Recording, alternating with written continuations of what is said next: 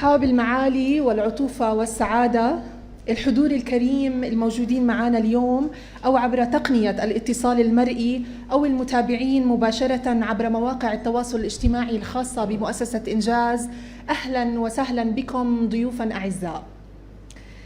سعيدون جدا أنه نرحب فيكم جميعا في الحوار العالمي الخامس لأثينا 40 اللي بيعقده منتدى المفكرين العالميين وبتستضيفه في الأردن مؤسسة إنجاز للاحتفال باليوم العالمي للمرأة 2023.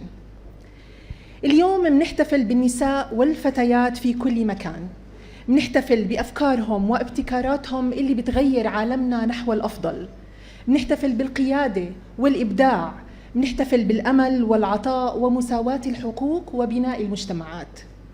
دائما بنحكي إنه المرأة هي نصف المجتمع، وبالحقيقة لا تقدم لمجتمع بدون دور فعال وقيادي للمرأة. أهلا وسهلا فيكم جميعا. Your Excellencies, ladies and gentlemen, happy International Women's Day. It's with great pleasure that we welcome you all to the 5th Athena40 Global Conversation held by Global Thinkers Forum and hosted in Jordan by INJAZ to mark the International Women's Day 2023. Athena40 was officially launched by the Global Thinkers Forum at UNESCO on International Women's Day back in March 2018 as a women-led platform promoting the work of pioneering women from around the world. Let's get to know more about Athena40 through this short video.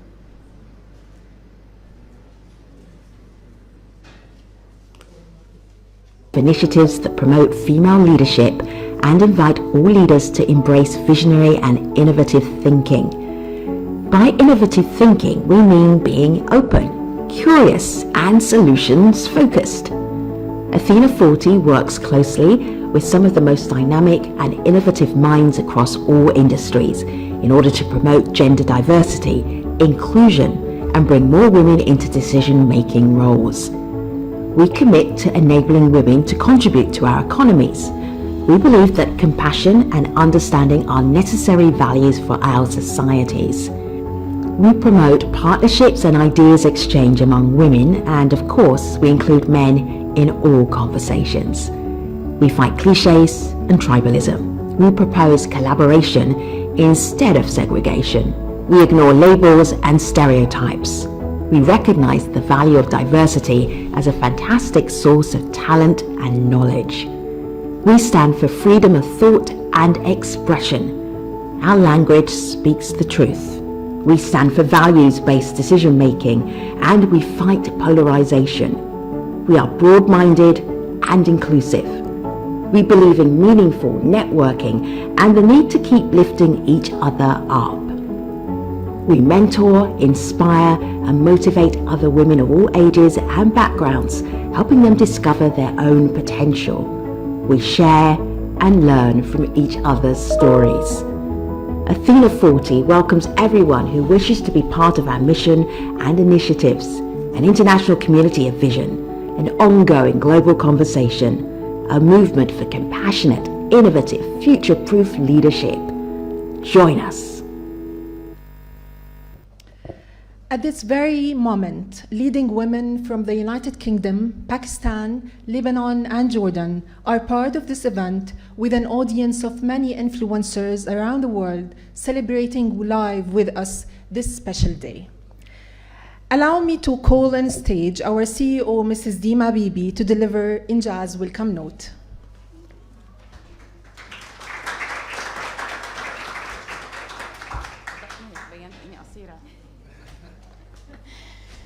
مساء الخير ويسعد مساءكم.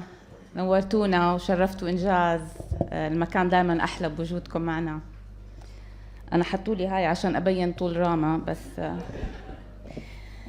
Excellencies, honorable guests, ladies and gentlemen, I am truly delighted to welcome you all on behalf of Global Thinkers Forum, INJAZ and Athena40 on this very special day where we gather to reflect the progress made towards gender equality through a conversation, as Rama said, that will be taking place across multiple cities simultaneously. This year's conversation focuses on innovation, change, and education for women in the digital age. As we all know, the digital age has brought about a massive transformation and has changed the way we live, we communicate, we work. And as the world is changing so rapidly, with technology being at the forefront of that change, we need to remember that not everyone has been able to benefit equally. Women, in particular, face unique challenges in the digital age. They are often underrepresented, and that could be, or that includes actually being underrepresented in terms of the number of women working in the field, as well as in terms of their representation in leadership positions. Women also experience stereotypes that portray them as less competent or less interested in technology. They may have limited access to technology and digital services due to various factors like poverty or social norms. Some women also face harassment and cyber abuse when they participate in online spaces, among other challenges that women endure.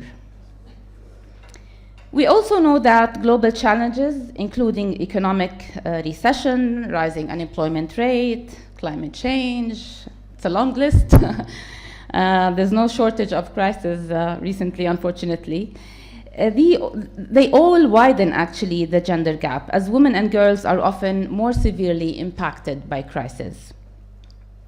Recognizing that neither technological advancements nor hardships are gender blind, we must ensure that our responses are not either. Our policies, strategies, solutions, programs, our delivery methods all need to be designed, developed, and delivered in a way that ensures that women not only have the same opportunities and resources, but have also equal access to these opportunities and resources and can benefit equally from them.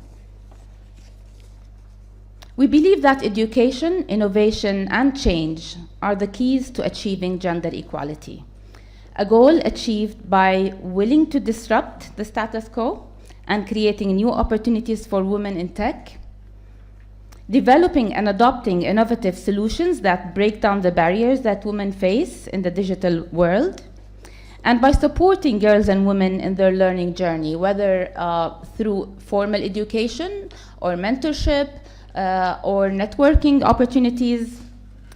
Research tells us that early intervention to raise awareness and build skills significantly impacts attitudes and outcomes in favor of women's empowerment and economic participation.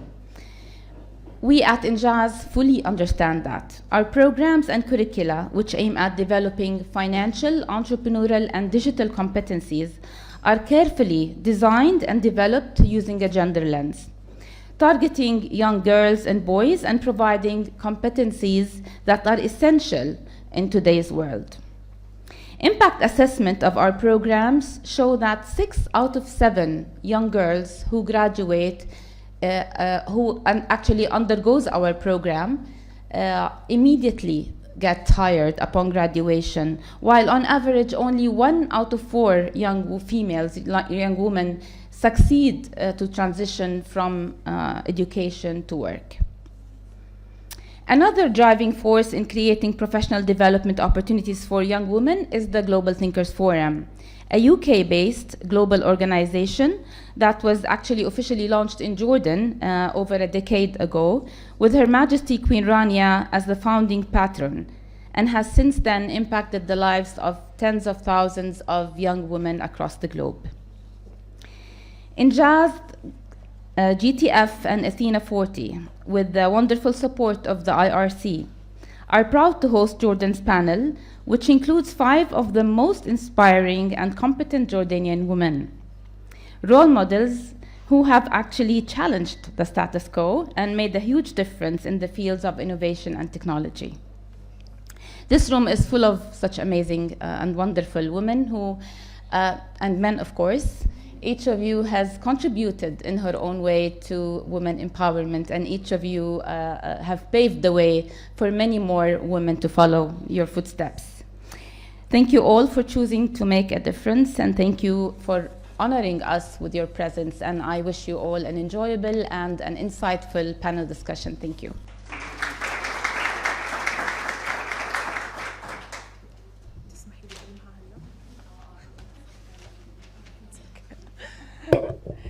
Now, please join me in welcoming Ms. Nivedita Monga, Country Director of International Rescue Committee, INJAZ partner and mySTARTUP supporter. Please.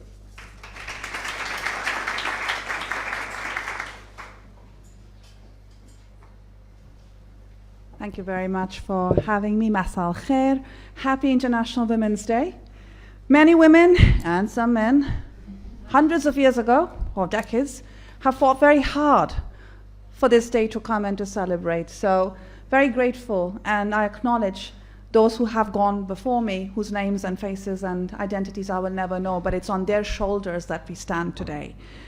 Very grateful to INJAZ for their leadership in organizing this event. Very grateful to all of you who made the time to come here and listen. It's the end of the day. I'll keep my conversation very, very brief because I feel very strongly about the subject matter and the political nature of it. We are here to talk about innovation, change, education for women in digital age, but we mustn't forget the purpose of this conversation is gender equality and the relevance this subject matter has for achieving sustainable development goals.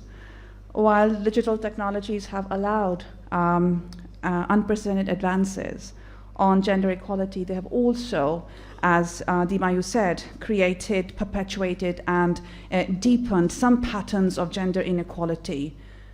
Therefore, the new face of gender inequality in 21st century is the gender divide, the gender gap when it comes to technology that prevents women from accessing information, and information is power. Knowledge is power. It allows women and men to make informed choices and change the way they respond to life and its crises.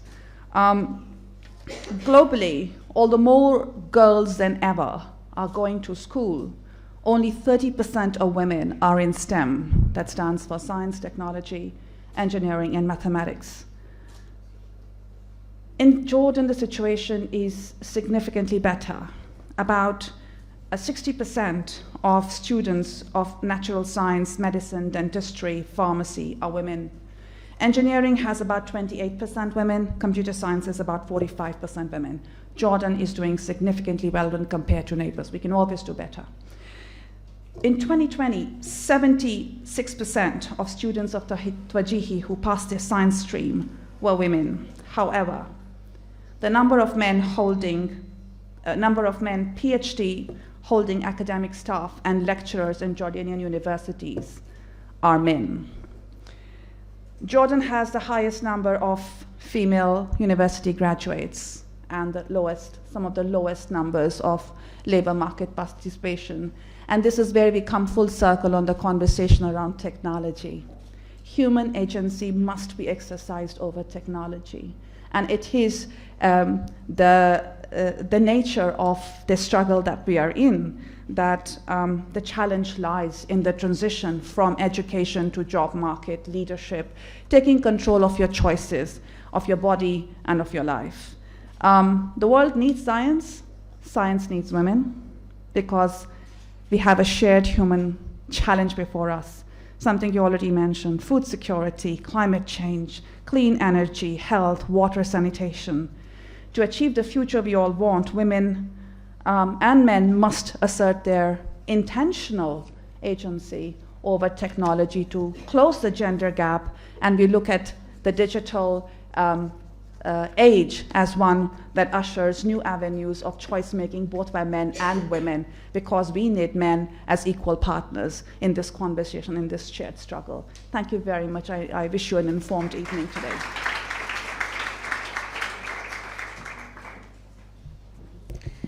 And now, allow me to welcome Her Excellency Ms. Bridget Brind, British Ambassador to Jordan, to deliver the keynote speech.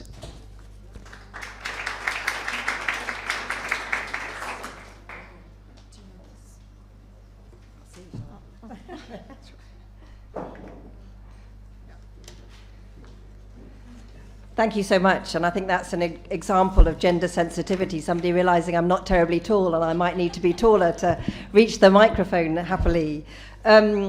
Good afternoon, Masal Khair, and it's a real pleasure to be here. Somebody said to me as I came in, what brilliant energy there is in this room, and I already feel it, and I feel enthused by it. So it's brilliant to be here with these brilliant women and friends of brilliant women in this room, and to be part of this conversation. And I'd like to join others in wishing everybody a happy International Women's Day, and indeed to agree that it's a cause for celebration, but also an excellent stimulus to us all to think, how can we pay justice to those efforts of our predecessors and go further and faster in the future to enable and empower women and girls.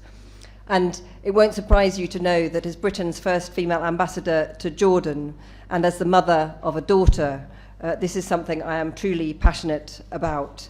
And I firmly believe that we and our world will be healthier, wealthier, safer, freer and greener, in short, better off all round for everyone, if more women and girls are able to realise their full rights, freedom and potential. And in my time here in Jordan, one of the great pleasures of my work has been to meet some really amazing and talented women in a wide range of fields, including scientists, innovators, bankers, artists, parliamentarians, entrepreneurs, engineers, lawyers, and yes, diplomats. So I know it is not the lack of female talent that is the problem, but the barriers and lack of equal opportunities holding them back. And many of them are here in this room, and a shout out, of course, to Deema Bibi for being a star and a shining star among them. The UN theme this year, Digital, Innovation and Technology for Gender Equality, is an opportunity to reflect on and explore, in particular, the impact of the digital gender gap on widening economic and social inequalities, as well as what more needs to be done to address this. And I was having an excellent conversation yesterday with a group of fantastic women, and as I said, it's not just digital inclusion in the field of technology. Technology is the world in the 21st century. It is the world 2.0, as one of them said, so it affects everything that we do.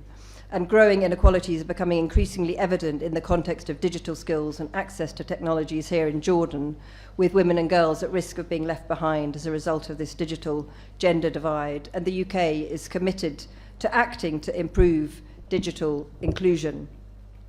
You've already highlighted how Jordan has one of the lowest rates of participation in the female labour force globally, so the problem's not so much education of women as in how this translates into the labour market, but we also know that through their time in school, an initial enthusiasm and engagement with STEM or technology can quickly be affected by dominant social and cultural attitudes, so that enthusiasm can lessen. And we also know that part of the challenge with unemployment here in Jordan, including for women, is the mismatch between what the education system supplies in terms of skills and what the private sector labour market in particular has by way of demand. The ICT sector has, of course, been identified as a core sector in the government's new Economic Modernisation Vision 2033 and is offering significant potential for future employment. And it can certainly help expand opportunities for economy-wide productivity gains and to create well-paid jobs that can meet the aspirations of Jordanian women and youth, including the well-educated. The shift to working online and flexible working arrangements can reduce barriers to women's economic inclusion, which include, as we all know here, the lack of safe transportation and adequate childcare, but it's not a given, and it does cut both ways, and it presents some additional obstacles too in some circumstances. Refugees is another area I just wanted to touch on briefly because there is a lack of representation from refugee women in Jordan in the digital economy, and if they had more access to digital employment opportunities, they could contribute very significantly to the economy. But to do this, they need access to further education and skills training. As well as improving inclusion, we need to strengthen online safety and prevent online harm, and any of us who are parents of girls feel this ever more acutely. Tackling the problem of online violence in Jordan has to be a priority. An assessment from Jordan's own Public Security Directorate demonstrated that some 90% of cybercrime victims in Jordan are women. And we know that consequences of some of these cybercrimes have led to an increase in honour killing.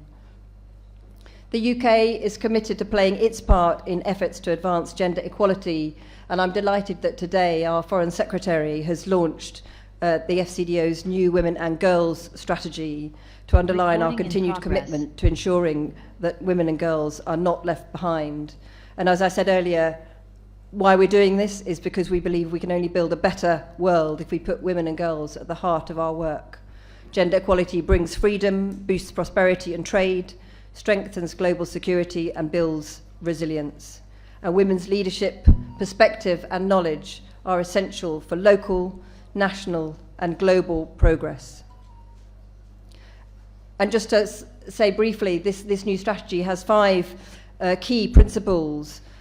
Yes, standing up and speaking out for women's and girls' rights and freedoms on the global stage, but also working to counter rollback, because progress is not linear. Secondly, emboldening and amplifying the work of diverse grassroots women's organisations and movements, because it's not only the domain of the elite, but we want every woman to be able to act as critical agents for change. Thirdly, investing in the key life stages for women and girls. Recently in the UK, the new Princess of Wales has championed particularly the importance of the years 0 to 5 in this regard. Fourthly, acting for and with women and girls impacted by crises and shocks. We've seen a lot of that recently, anything from conflict to health with the pandemic, climate change, violence, food insecurity, and the resulting humanitarian crisis of all these shocks. And then lastly, it's really important that we work to strengthen the political, economic and social systems that play a role in protecting and empowering women and girls and applying innovative financing and technology.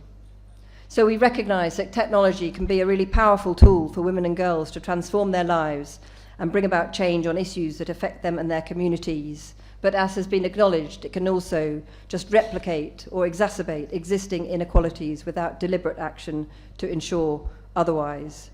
And we want to ensure that women are producers, not merely consumers of technology. I can see Mary smiling, she knows where this comes from, our just conversation of yesterday, but also that they can be shapers, not just takers of our new digitally governed world.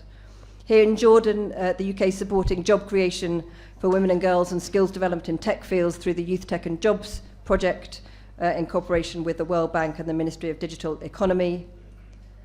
Through our business and trade, we support women in business, including in the IT sector, helping entrepreneurs to scale up and access new markets.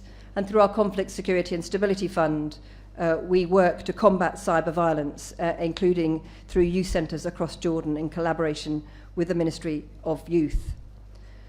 So, in conclusion, it's my privilege and my pleasure to be with so many brilliant women and friends of brilliant women, as I said at the outset, here today. You are all inspirations to others, and you are all role models and will play your part in the future. And as my Queen Consort said today, reminding us, behind every good woman, every great woman, is another great woman. You are all great women or friends of great women. You all are playing a fantastic part. And we all know that the biggest change and the hardest one to achieve and the slowest is that in culture. But the more role models such as you, the more success stories people see, the more we can inspire and empower many more women and girls to make the most of the world 2.0 and all the opportunities that technology offers. And I wish you all the very best and a fruitful conversation. Thank you so very much. Hello there. Thank you, Your Excellency. Across private, public and not-for-profit partners in many countries, 6 panels will run in parallel starting now, discussing innovation, change and education for women in the digital age. Please allow me to welcome our distinguished panel chair, Mrs. Mary Nazzal. Mrs. Mary is a successful social entrepreneur whose career has focused on achieving social justice.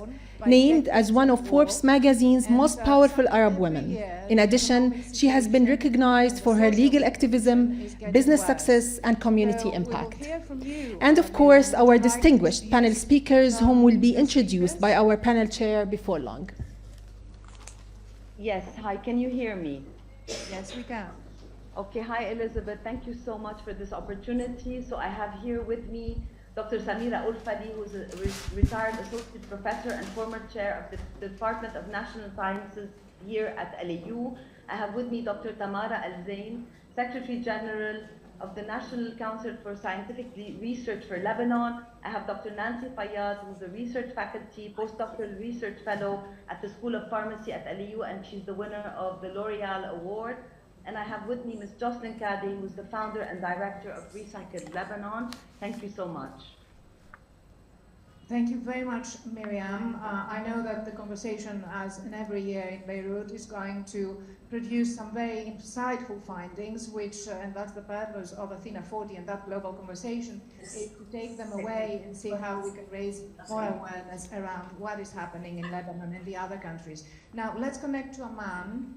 Amman, can you hear us? Our long-standing partner in INJAZ, and I can see Mary Nazzal being there.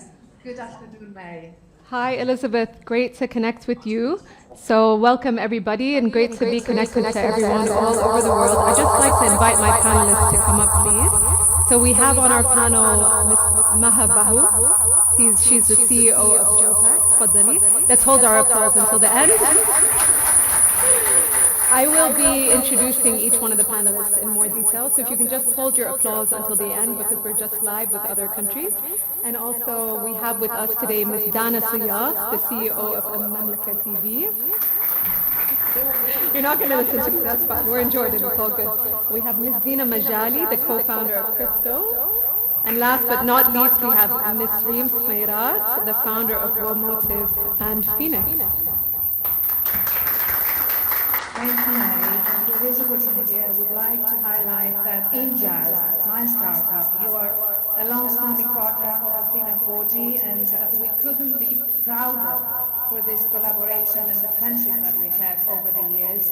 We launched Global Thinkers Forum in Jordan 11 years ago. I can't believe how time has flown. But under the leadership of your CEO, INJAZ, my startup, my friend, my very good friend, Deema Bibi, the organization has been thriving against adversities and odds. It's not an easy world out there, we know that.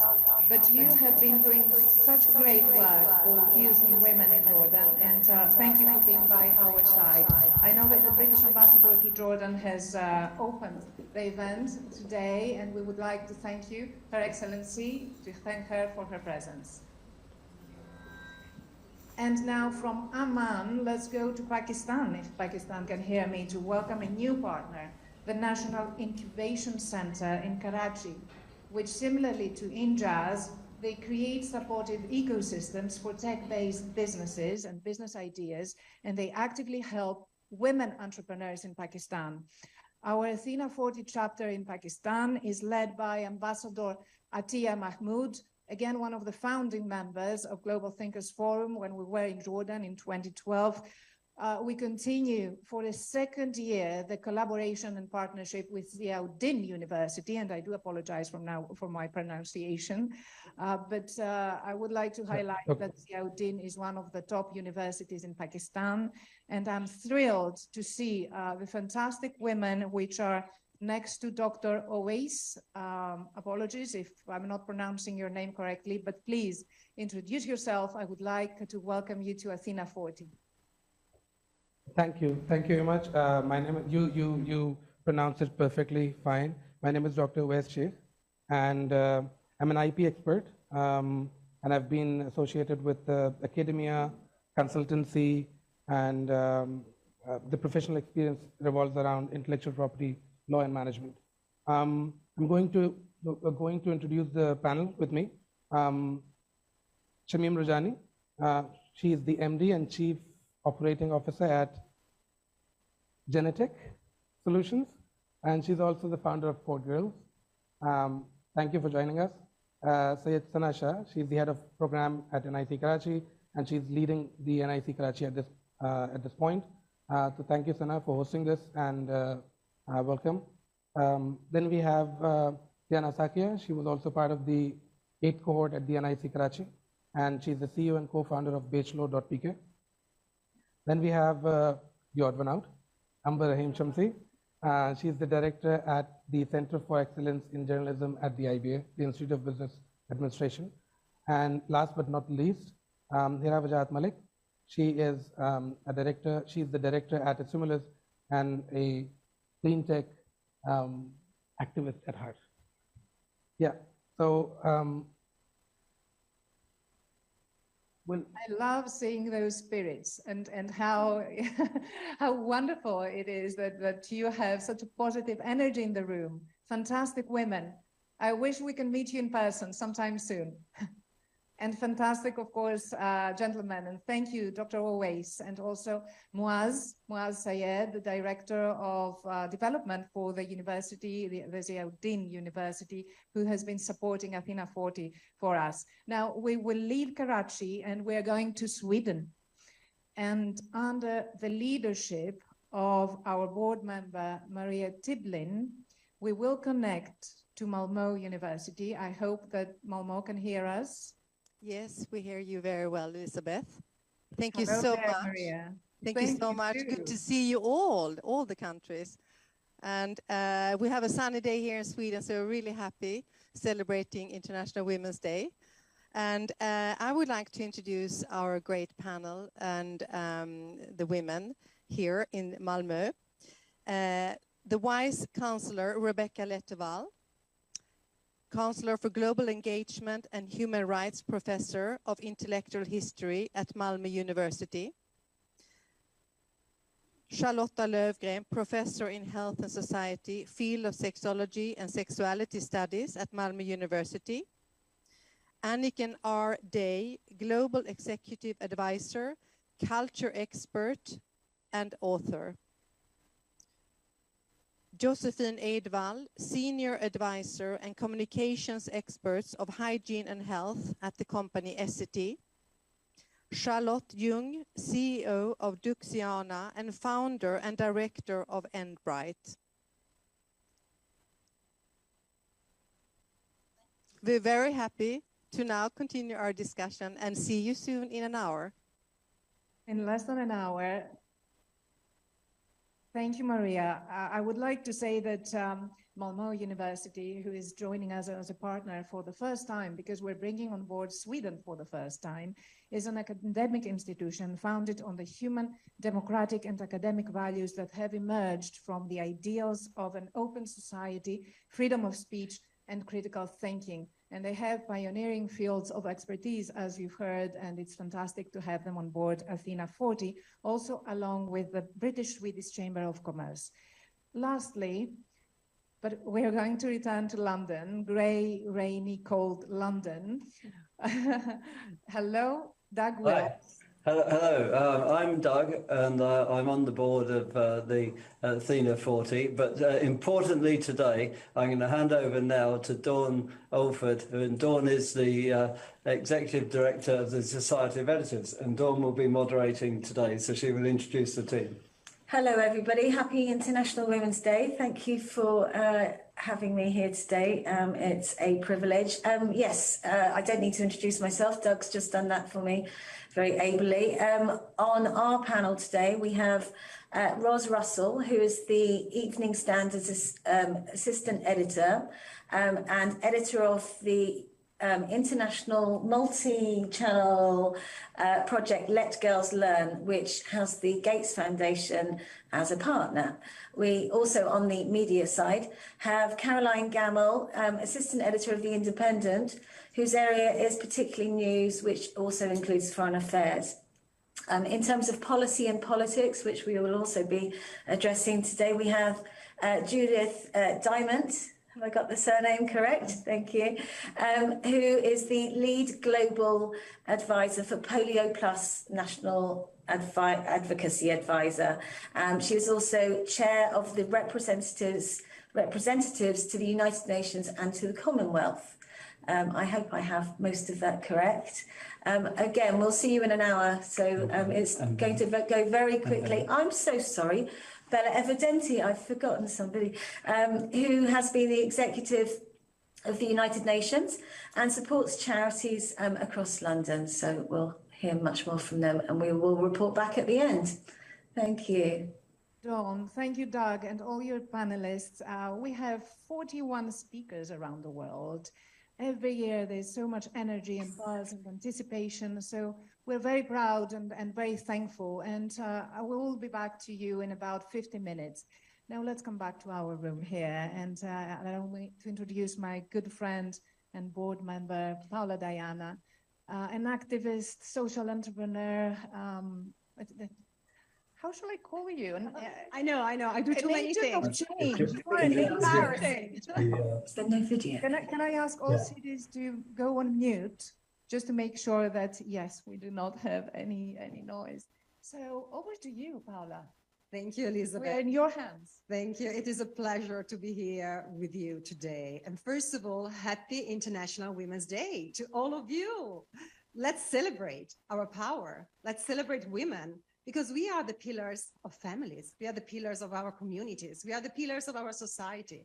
Never forget your power. This is the day to reclaim your power. And as I always say, we need...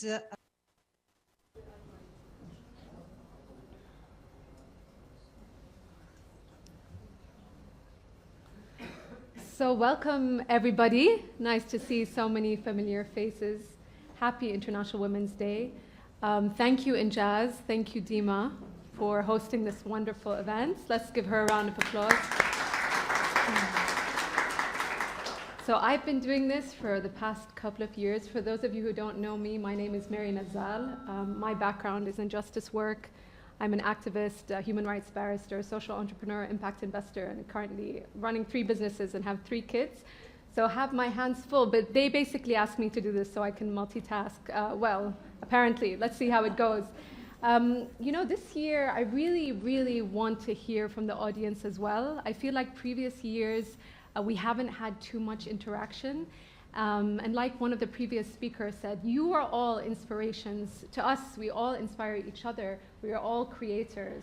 So I just want to get to know the audience a little bit before I introduce the panelists. So can I just see how many of you actually work in tech? If you can just raise your hand. Oh gosh, okay. How many of you are entrepreneurs?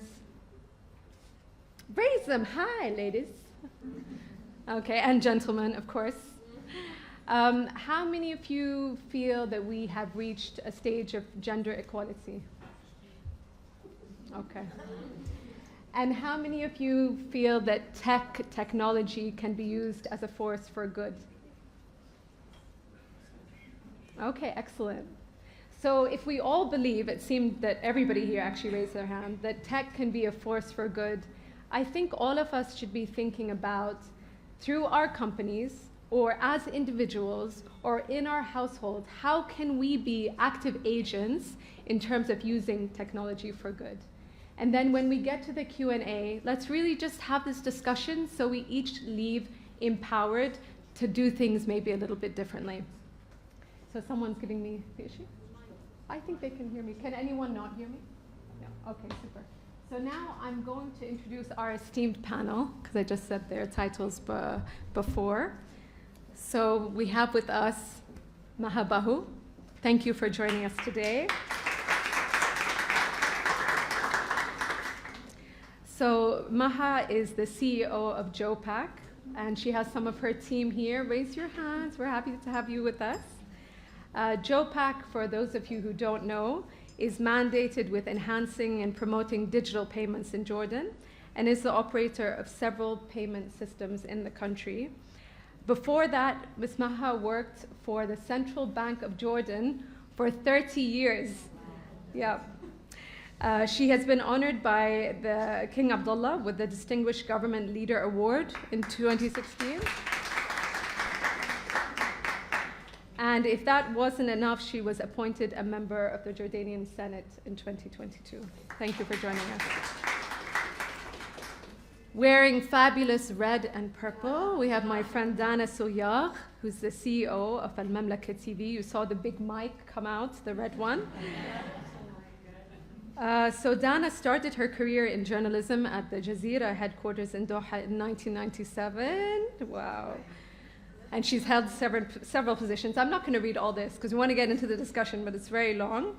And she was also Her Majesty Queen Rania's Director of Media and Communication for 5 years. So thank you, Dana, for being with us. So next to Dana, we have my friend Zeena Majali, another superstar, co-founder of Crystel. So Zeena is the co-founder of Crystel, which she'll tell you about, but it's the first independent multilingual outsourcing contact center in Jordan. And she also, that wasn't enough, co-founded Zeena AI in 2020, which we'll hear about, a lot of AI, interesting stuff going on. Zeena served as a vice chairman of the board, or chairperson, I should say. Someone wrote this wrong, chairperson, on the board of INJAZ, and she was also selected in 2011 as the first Jordanian female to join the Global Endeavor Network.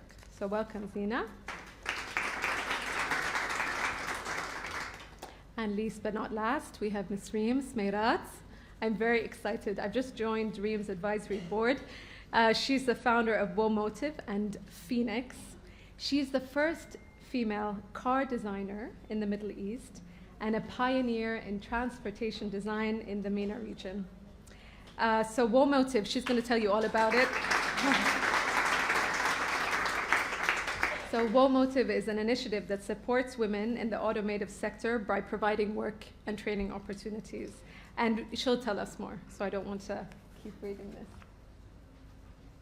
So our event today, as I think we all know, is called Innovation, Change, and Education for Women in the Digital Age. We will discuss how we can promote and enable women's inclusion in the digital era, and how we can capitalize on the development of new technologies and the opportunities that these offer to achieve full and equal access for women, putting an end to the gender digital divide. It was great in Jordan to see some coverage of these issues in the local news today, and it affirmed that that ICT and digital literacy are transforming the quality of life for many. I think we can all agree on that. However, as we know, technology is not equal.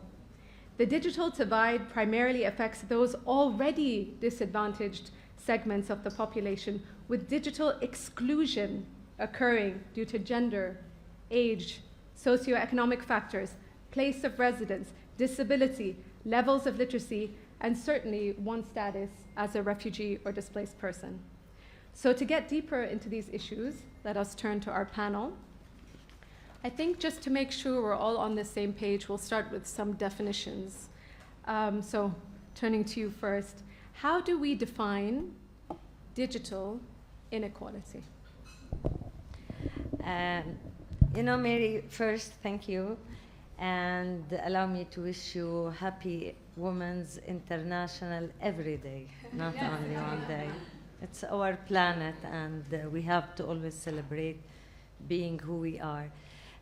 Digital inequality. Let's first start by digital divide, because they are used interchangeably, although there is a slight difference between them. The digital divide, when we don't have equal access to smartphones, to internet, to devices, to laptops, etc. And such a divide creates a position of digital inequality. So we don't have equal access to digital technologies, to internet, to information, to knowledge, to better opportunities. So when we don't have a digital divide, then we all have the same opportunity to have the tools, digital tools, and equal access to data and information. This is how I see it. Yeah, no, I agree. And it's very interesting, there was a report by CARE that looked at mobile phone penetration in the city, in Jordan, nationally. And the report stated that 95% of women own a mobile phone, so that's a good number, versus 98% of men. However, there are nuances there. in terms of who actually has control over the phone at home. So let's say during, you know, online learning, the mother's phone would be given to the kids, whereas the father would have control of his own phone. So sometimes the numbers don't give the whole story, right? Zeena, since this is your field, let's talk about this. Equality. What's the state of the affairs in your part of the world? Well, honestly speaking, in terms of our work space, and I'm talking here about Crystel, so we have a big call center here in Jordan, divided into several regions, mainly in Amman. We have offices in Aqaba, Karak, and a lot of work from home agents. We have around 2,000 people today who work at the company and are distributed around those areas. I would say where we are today, we really don't feel a lot of difference between our males and females and their contribution to the workplace. Actually, we have more females than males today, and it's not just because we make an effort to make it as comfortable and secure and as possible, but we feel that women actually do want to work and are staying with us for longer. They're very dedicated. And so today we're proud to say that 60% of our employees are females, and that's a number that we've never reached before. So from what we see is we're trying to convince more males to come in because we sometimes need them, especially during the night shifts and on certain projects, but we see a lot of women involvement with us today, and I don't feel that there's any difference really or any need to try to push women further to come join the workforce. But what is it? I mean, I think we all know that the number of female entrepreneurs and the number of women-owned and led businesses in Jordan is abysmal. Yeah. We know this. I mean, there have been report after report. What about your company has enabled such high numbers of women to join? Was it flexible working hours? Was it supporting the family? What was it? Yeah, I think now in general, women feel more of the need to work. And the idea of even after getting married, women want to contribute to the household, and they want this dual income to secure their families. And I feel that women are starting to feel more pressured to work. So that made a big difference. I mean, we've been operational for the past 17 years now, and I think we've seen a difference between back then and now. More women want to work, feel the need to work. But what we're doing and how we're promoting that is really providing something very safe. So it's mostly people working on their computers and on their headsets and calling people on the phone. They don't have to go around a lot or like go in the streets. They don't need to use transportation other than coming to and from work. So it's a very comfortable workplace. We have a lot of policies that prevent any kind, of course, of sexual harassment or anything of that sort. So it's really comfortable for them to work in. Now, pre-COVID, we worked with the UK Aid, actually. We came up with this idea of working from home, which was more obsolete back then. And it was a pilot to get 50 women on board to try to work from the comfort of their homes. And they funded this project. And it was a huge success. And it actually not ended, but was completed in December 2019. And it was a pilot. And then when COVID hit, early 2020, that was the model that we used to get the 2,000 people out of the office and work from home. And so that was a huge success because we had like 3 days to do this. So people were literally carrying the computers and just going back home, setting up at home and working. But what I'm trying to say here is that now post-COVID, this has proved to be an amazing model for us to get more women on board from everywhere. So no matter where she lives, if she has transportation or doesn't, if she's comfortable or not coming to the workplace, if she has childcare to help her or not, she can always work at home. And now we have this hybrid model of being able to choose which model you want to work in. So that helped us a lot in the flexibility. Yeah, look, I think you hit the nail on the head talking about choice, because some statistics that I've read recently have said that globally, when you survey women, half of them, let's say, think that remote work has been beneficial, and half of them don't. So I think the key element there is choice. The woman should have the right to choose whether to work at home, because she's balancing so many different roles, or if she wants to come into the office, that's also an option. True. But you mentioned something else, which was the corporate culture that you created, having zero tolerance to discrimination and harassment. And that's something that I worked really hard on at Landmark as well, because I think women need to feel, everyone needs to feel safe in their workplace if they're going to be able to be productive and really be entrepreneurs within the company that they work in. But I think, Reem, this is something that we've discussed.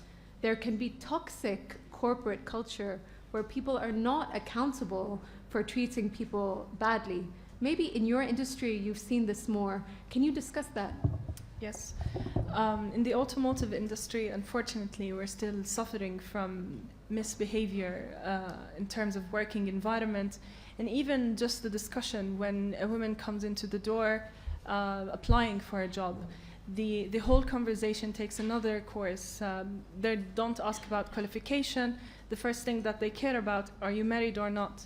Do you have kids or not? And then suddenly the question turns into, are you thinking about a second child? So where does the qualification stand for? In the automotive industry, just like any other industry, it requires different skill sets, and it's not only about physical.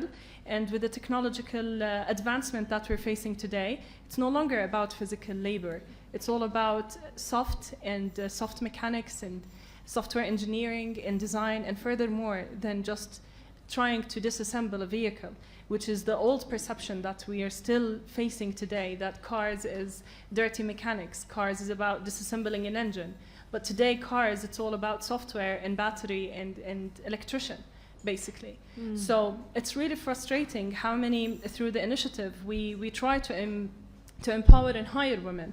And we always face this with big corporates, that even if she gets hired, the environment inside, though the company carries the flag of women empowerment, but the culture on the inside, the people, the employees, still don't encourage this. And she has to face bullying, some sort of bullying on the inside, because she's a woman working in a workshop. And it's unfortunate, and that's what we're trying to do through Automotive, to shed the light more to culture inside the company rather than flags on the outside. And this is why it's so important to have women at every level of the workforce. Exactly. It's precisely because through your gender lens, you were able to address these issues. And we just completed a World Bank report that canvassed all the women-owned and led businesses in Jordan. And almost without exception, every woman who we interviewed said that they were asked about pregnancy, marriage, all these things that actually have nothing to do with them as a person and the value that they bring to the company. And an area where I think this is exceedingly important is when it comes to capital providers.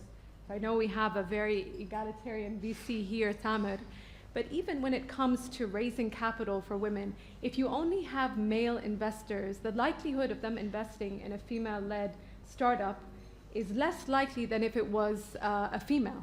So that's another really important point that we discussed in the breakfast with the ambassador yesterday, sort of having access to capital for women, innovative financing, and so on. But talking about the metaverse, so this digital world that we're living in, we know that ultimately it's going to be a reflection of the world that we live in and potentially exacerbate existing inequalities. So Dana, from your perspective, having been in media and looking at politics, what is the state of women in media today? What are the biases that you're still seeing? To begin with, the universe, the traditional media universe, is getting better about representation of women. They're not huge strides, but they are better. And they're, as you said, as you mentioned, it's a reflection of the actual universe in a sense, because we have more spokespeople who are women now. We have more academics that are women. We have more doctors that are women. So it's easier to have them on screen or represented in newspapers as talking heads, as opinion makers. So in that universe, it's getting a lot better. The problem that I'm seeing increasingly so, and other speakers have touched on it today, is social media. That is the problem that we're facing. I saw a statistic, I think, today where it said 27%, I think it was a UN statistic that said 27% of women are more likely to be bullied online than men. And that's very alarming. And we're allowing it by not normalizing the gender representation online. That's part of it. Another part of it is machine learning, which I think you're better suited to talk about than I am.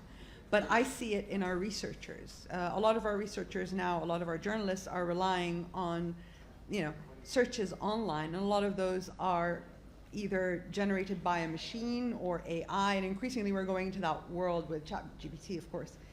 What is happening is our biases are reflected in the coding. That's our problem. So, if a doctor is more likely to be male than female, a nurse is more likely to be female than male. Those gender biases that exist in the coders, in the people who are working on this technology, are being transferred online and invariably into society. So it's kind of a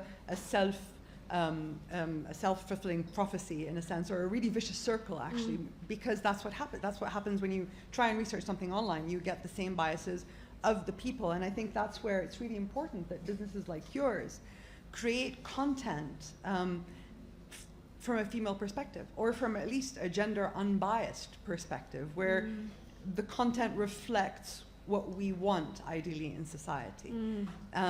So the short answer is it's better, but social media and AI is a concern, I think. Yeah, absolutely. And more broadly, this reminds me of the point that Zeena made yesterday at the ambassadors' breakfast, which was, we need women to be producers of tech. They need to be the people programming behind the scenes. Often you find that women are consumers, and there's no reason for that to be the case. But to do that, we need to have more women in tech. So, Sitsi, are we doing enough to get women into technology, into the tech industry overall? In our region, I believe we are way, way, way behind of what should be done. I cannot see any explicit policies or framework to tackle this, but to make it simple, access to digital technologies would give women and girls access to knowledge, to education, to applying for online job, to expand their business, to start business, to entrepreneurship, to everything, to research. But with women's participation in employment, only 14% in Jordan, or even in formal businesses, or being paid less, this leaves women with less income and less amount to invest in digital tools and digital platforms. One more thing, I used to sit on the board of one of the microfinancial institutions, and I remember an argument with the Central Bank of Jordan. They consider any loans for laptop or pads or smart mobile as consumption loan, which is like you pay higher interest rate. But this is no longer. Access to digital tools is no longer a luxury. So all these together, I cannot see any policies. Very inflated and very high prices for the tools and laptops, etc., and extremely costly data. We pay in Jordan, I think, 48% the total taxes over data and over calls. So this would leave me with less accessibility to expanding my business or my knowledge or my horizon at large. Okay, if I want to go to any physical location, like Her Excellency, she mentioned the knowledge centers and youth centers, mobility restrictions and constraints. Another one, if I want to borrow the device from someone else, I'm more susceptible to be under cyber attacks or my privacy or etc. So I believe we are left, or women and girls are left more inclined into even further violation in the future. When I had my daughter like 32 years ago, I said, some people, you know, my mother's old friends, oh, I wish you had a baby boy. Why? Because girls, they don't have the same privileges in life. Now, when she grew up, everything will be fair. And now we're talking about access to financial services, access to labor market, access to even access to digital technologies. So are we going to keep on this circulation without clear intervention from governments, from NGOs, for policies and frameworks to allow us to at least navigate in this new world in a more freedom? Even if there are physical infrastructure and location, and we don't, even if I can afford having a device, my brother would say, oh no, you're chatting with boys, he might kill me. Even I have one of my friends named Jihad, female friend. You can find Noor, female friend, and I have another Noor, a male friend. So she might be under attack from her male family. I think we don't need to look at the symptoms. We need to go to the root causes. Why? Why we are leaving women without real access to this? Why we are still putting more constraints? I cannot change the social norms. I cannot change people's minds. But we're talking about innovation, culture, education, rights, everything. Maybe we need changing the full paradigm from the government's perspective, NGOs, ourselves, even when we deal with our children. Financial literacy, the program delivered by INJAZ amazingly. Why not to combine them with this very agile and innovative approach of delivering knowledge and education and literacy, and adding to it the basic digital skills? Especially in this case, you can reach girls regardless of their governorate, geographical location, or socioeconomic level, or anything. So I think it's not only about the technology and IT at large, it's about the mindset. By anything that is emerging in our lives, we are faced by the challenge. Equality and inequality and the division. Yeah, I love your points, and I'd like all three of you, I know we didn't discuss this before, but I think Maha makes a very important point about what can the government do to catalyze these issues. So just think about that while I preface some other points. I think you reminded me that actually the situation is worse than we think. So just some global figures on internet use. So all of us here are probably always on the internet, but in fact, women still lag behind men in internet access and use. Globally, men are 21% more likely to use the internet than women. And in the global south, least developed countries, this figure rises to 52%. So actually, there's a lot of work to do. I think the private sector, at least in Jordan, is making strides. You can see 2 private sector representatives here. But on the public sector side, who would like to start first in terms of what the government can do to catalyze this path? Hands up. Does anyone in the audience have any remarks on this particular point? Okay. How many people here think that this needs to be private sector led and not led by the government?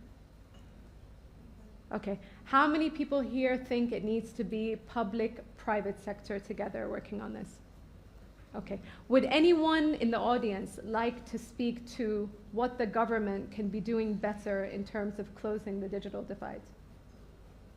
Okay. I think enough said here.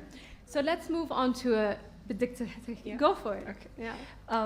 So, coming from an automotive background, the thing that we always face is the gender bias lens. Mm-hmm. And I don't think this just applies into the automotive, but I do believe that even the government inside, when it comes to regulations and placing of regulation, due to the fact that the number of decision makers is male, rather than having a diverse number or equal opportunity for women even to share in the decision making, which ends up to having a chain reaction of male-dominated industry and male-oriented regulations. And just like we are creating change, probably for startups and for companies that are rising, that the number inside the company for employees must be restricted with 50-50 ratio, or providing an equal opportunity. And when people say safe environment, and my always response is, does the female life is more expensive than the man's life? So safety is for everyone, and providing a safe environment to work at should be a basic need, and it should not be discussed because that's the basic for human rights. So I believe it should come hand in hand from private and from government. It's not just a whole weight concentrated on one domain rather than the other. Thank you. I think it's, yeah, please, Dr. I think that the government needs to give women childcare. Okay, I'm a pediatrician. This is Dr. Linda Bujaber. She's a TikTok star, in fact. Yes, my startup is AskDrLinda.com. And I have a couple of opinions. What is she? We need to have childcare in places of work. And that should be mandatory for companies with a certain number of employees. I believe that because the mother comes to work and then she's worried the whole day about what's going on with the daycare provider, what's going on, and then the kids go to school and they're sick all the time and there's no access. Another thing I think the government could do is change the curriculum. We need to start teaching our children soft skills. We need to teach our children both male and female, and not give them, not say, you know, these classes are for women and these classes are for men. And I went to the CMS. We were all girls class, and we took all this, what is it called, social economics and things like that. But I think we need to be beyond that, and we need to teach them communication skills. We need to open, نفتح الآفاق تبعتهم. You know, it's not just my job as a woman to grow up and have a baby and then stay home, but we're not giving them the self-confidence, we're not giving them the skills to grow their self-confidence in the school systems. And Thank you. Tools. I'd love to comment, and everyone, Dr. Linda is amazing. Follow her on Instagram, TikTok. She's actually giving a talk at my wellness hub in Sophia Village. Okay, it's a shameless plug, movement.jo, but just because she's amazing, that's the only reason why I'm saying that. But I think, you know, you make a very important point, and I actually found some statistics about this. So boys and girls typically show equal digital competence in primary school, so lower school. However, by secondary school, very early, a gap starts to form, which is not necessarily related to skills, but rather self-perception of efficacy. So what does that mean in simple terms? It means the girls at a very young age no longer believe that they are capable or able to use these digital tools in the same way. So how can we counter that? Another important fact is women, so I have a young girl, children, they're interested in science, STEM, like we've discussed before, but by middle school, a lot of them lose interest. So another issue we need to deal with. Zeena, why is that happening? Honestly, good question. I was actually at a school recently, and I was talking to middle school students. And it was, I think, Careers Day, and I asked them who from here is choosing topics, because they were choosing topics for like high school.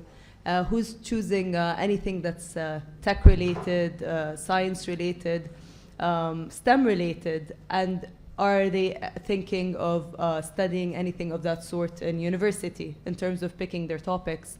And I was amazed to see that only 2 people out of the 100 people that were there were interested in studying anything that's STEM-related in universities. And I felt that's such a shame, because I felt like we're in 2023 now, and they still don't realize the importance of technology, and that is really the future, even in everything else that we do, whether it's in medicine or any aspect that we look into today, it's all about how that's going to be twisted with technology to amplify its presence in the world. And nobody even sees that. And I asked them what they want to study, and it was the most traditional things that anyone can think of. Was this a public school No. or private school? A very private school. A very private school. Yeah, I mean... Were you on the board of this private school? Yeah, she was. So that means even in the most elite, let's say, private schools, we're not preparing our children for the future of work. And I talked to their teachers because I was so amazed by what I saw, and I asked them why they think this is happening, and they told me that the parents talk a lot to the school, and they say that they don't want their kids to study anything that's STEM related also. So it starts with the boys and girls. Boys and girls.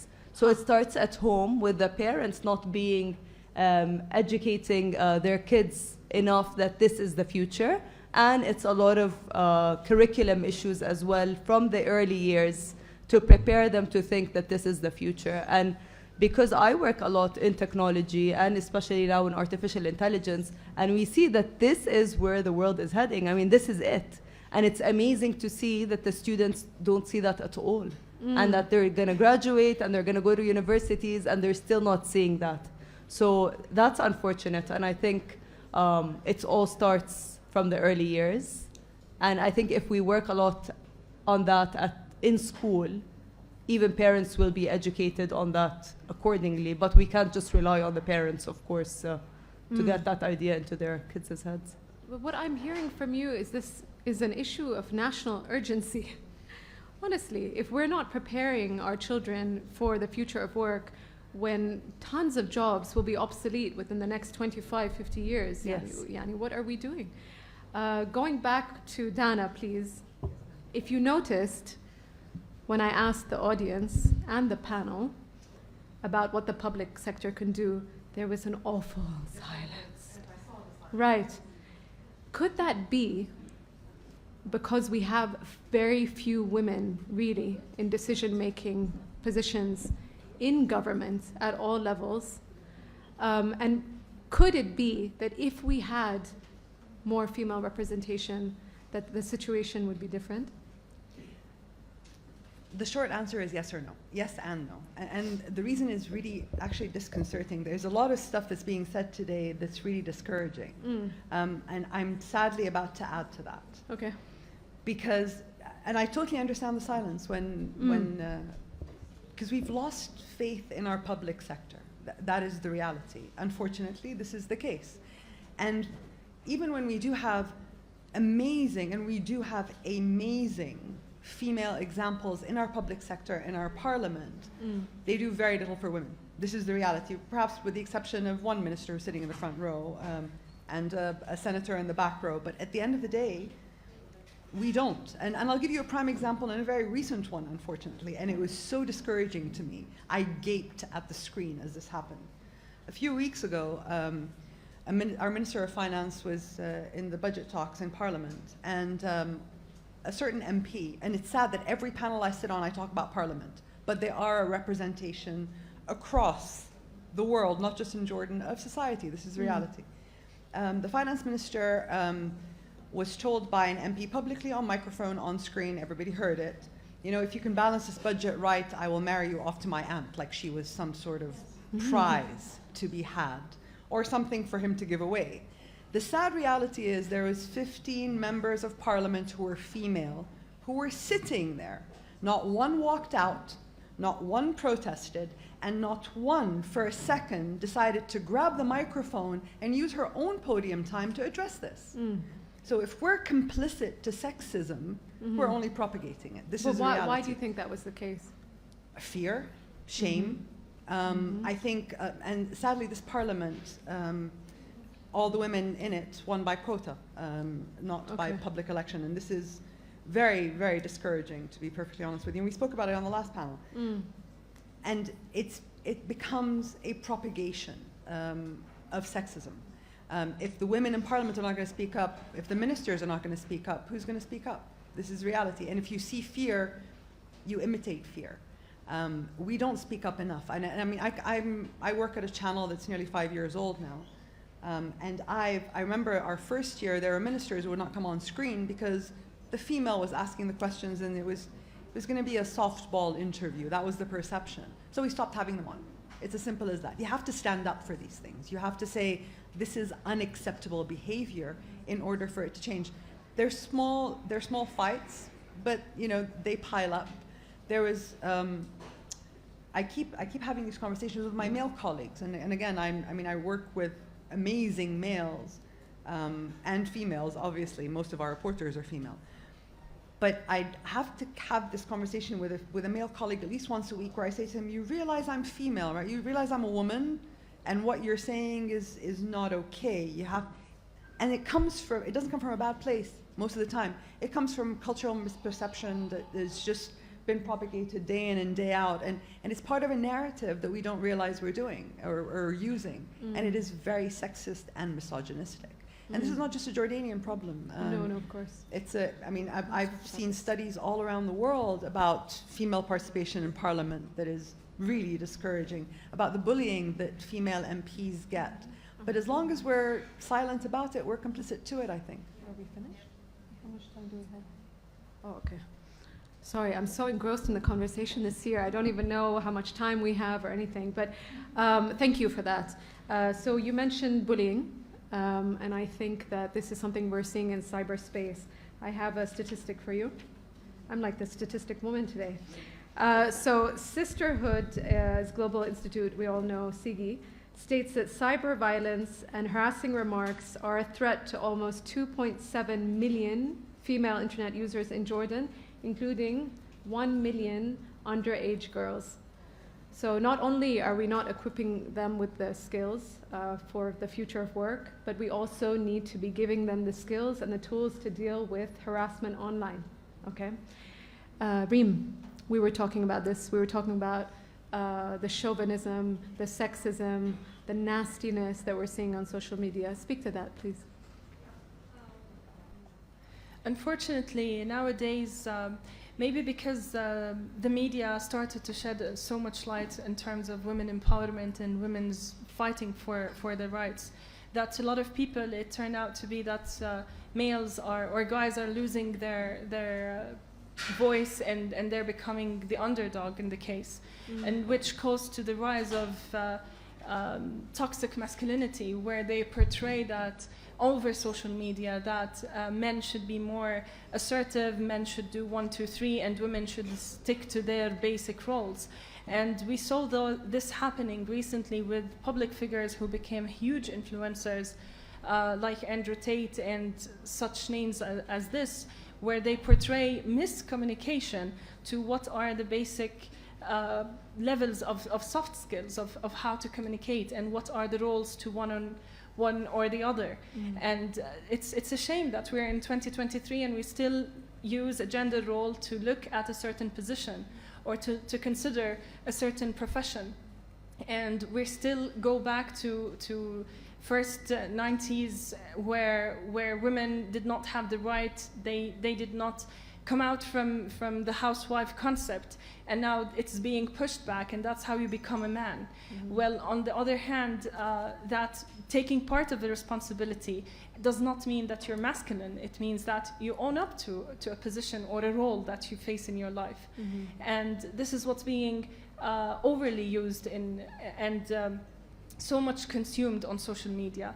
And I suffered from this, the perception of that started from a very young age, that if you want to be successful, you either choose family or you choose career, and you have to choose one of the other, when in fact you can do both. But that has been propagandized so much that I associated success with being independent and being on my own and not considering other options, and the fact that I can do both. But today, sitting on this panel, and I look at all of you, you're all women and successful in your own rights, in your own rights. So that was portrayed through social media, that caused misconception, and it still carries on till today. So yeah. Yeah, no, absolutely. And I think we all here believe that women can do both, let's say, and can wear multiple hats. But like Dr. Linda said, we need the infrastructure there So whether it's private sector led or public sector led, it's really impossible for us to manage the multiple things that we do unless that infrastructure is there. So at Landmark, for example, we were one of the first companies to open a daycare, and I personally saw a complete transformation for our male and female employees. So yes, we can do it all, but we can't do it all alone. And I think that's super important. I know we have just a few minutes. Siti, we'll come to you in the Q&A just because we're going to go live in a second. I don't want to leave on this heavy energy. I don't know if you guys are all feeling heavy energy. Everyone take an inhale and exhale. I just want to end on a positive note. Like Ms. Monga had said, Jordan is actually doing better than many other countries. I think that's something that you said because I wrote it down and I said, oh, great. And one area that I think we have made strides is financial inclusion. And of course, there's been tech that has been used for that end.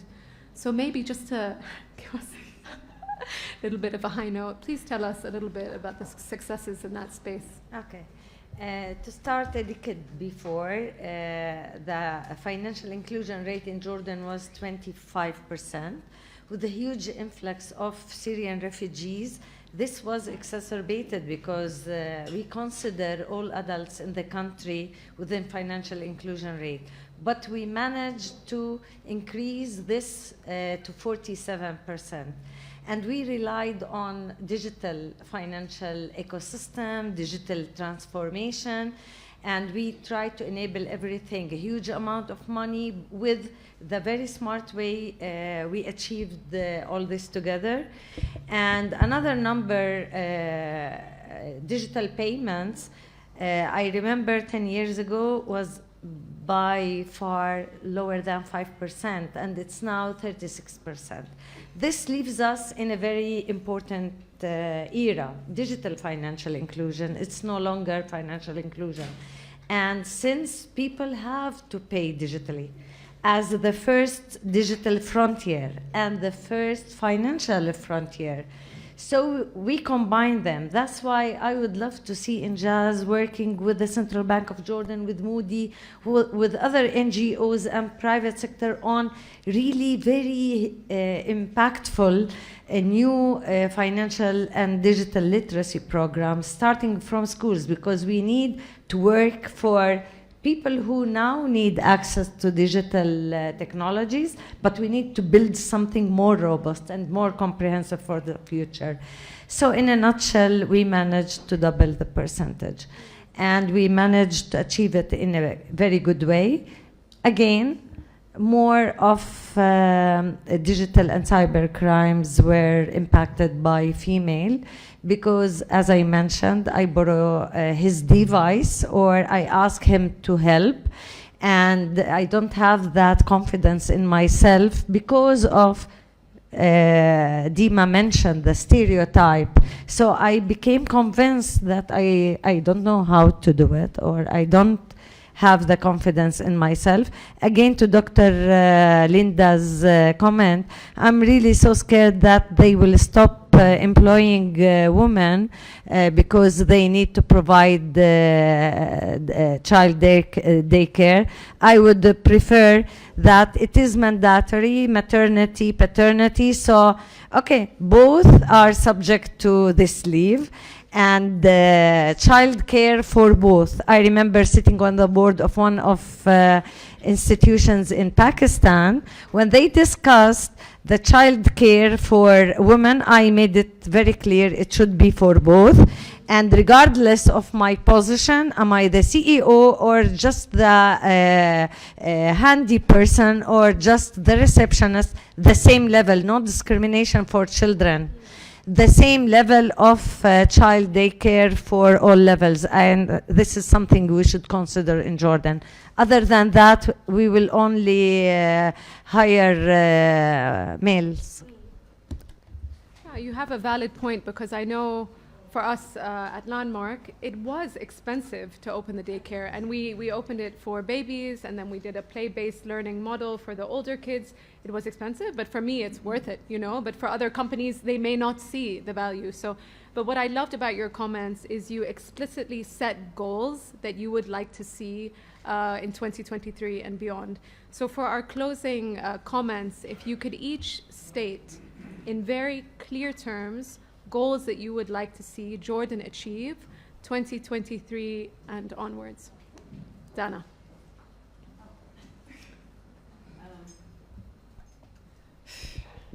Jordan, as a whole. I'd like us to think we deserve better than what we have, to be perfectly honest with you. And that encompasses everything. I think a lot of times, just as you just said, you don't want to end on a heavy note. You don't want this conversation to weigh everybody down. I think we're constantly stuck in our own cycle of negativity that we no longer see the forest for the trees. That's the reality. And I think generally, and I don't mean this to sound completely dispatched from reality, but I think we need to be more hopeful, more forgiving, and we think we deserve a lot more than what we're getting. That would be the overarching theme for me, I think. I love that. Thank you. Zeena. Well, I'm usually very optimistic about Jordan and the situation. I think that having started my company a long time ago and having introduced call centers to Jordan was something that was never been done before. And I think that we succeeded in doing that. And thankfully now we have so many competitors here, both local and international. So I felt that even though so many people don't believe in the capabilities that we have or the infrastructure that we have, as Dana said, there's a lot that has been on the level of the digital arena, the importance of one being patient when working in STEM, being ethical, the importance of overcoming all the challenges that are available in Lebanon, the importance of access to girls to be able to learn more about the importance of science, having a career in science and why it's important. We have a lot of gap in terms of rights in general in Lebanon. We have a gap in terms of gendered research and the importance of gendered research to come out, the importance of having journalists and media coverage that highlights the importance of the digital arena, the importance of women in science and highlighting important examples and having women on the decision-making table in terms of decisions that are being taken, and the importance of accessibility of data. Data is accessible. How do you unpack it so that it becomes more clear and more understandable to lay people, not just to scientists or people in the tech industry that are working on it.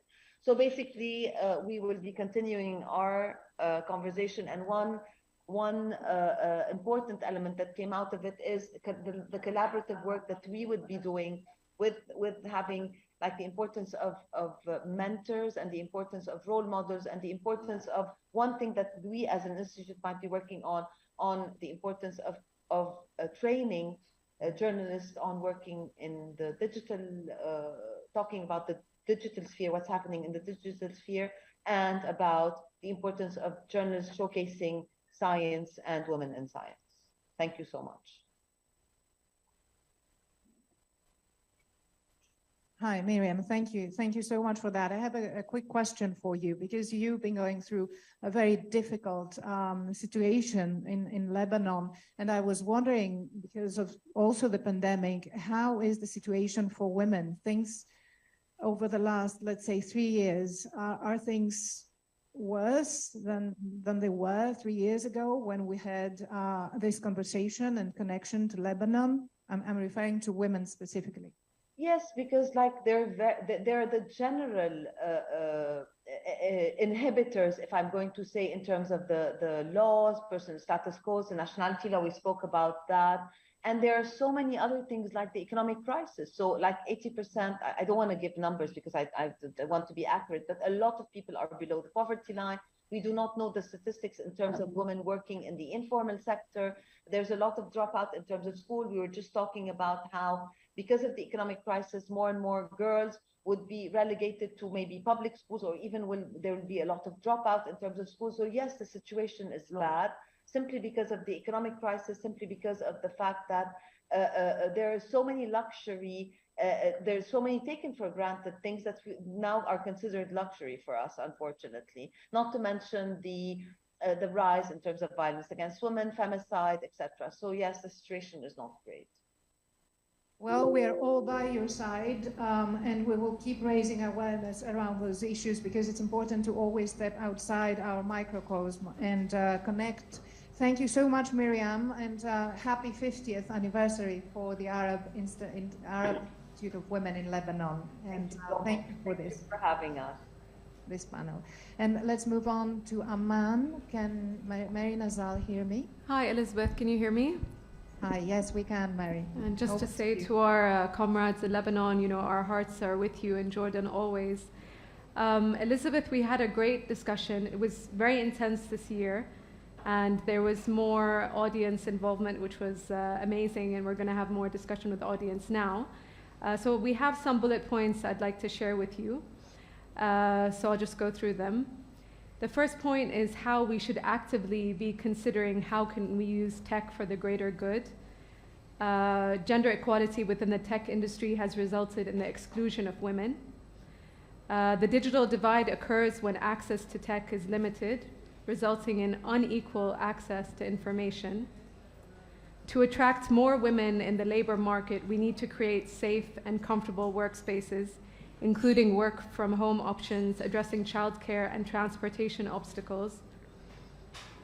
Encountering misbehavior and discrimination is crucial to women's success in the tech industry and in all industries, actually. Discrimination and bullying against women persists in the workplace. Encouraging more women to occupy senior positions and providing them with access to capital can help overcome these issues. We also spoke about social media and how it often reinforces gender stereotypes. And finally, we spoke about INJAZ's financial literacy program and how it's provided women with greater access to financial and tech information in an attempt to equip women to be change makers in society. And we also ended with some suggestions on how INJAZ can build on those efforts. Thank you, Elizabeth. Thank you very much, Mary. And I was talking to our audience here in London about INJAZ's programs and how you engage with schools and with 14-year-old entrepreneur, well, not entrepreneurs, but aspiring entrepreneurs, by giving them this opportunity to learn from the experts, to learn from successful and established business people in Jordan. Mm-hmm. Thank you so much for that, and we're going to leave you to it. You will continue the conversation in the room with your live Q&A. Thank you, INJAZ and mySTARTUP.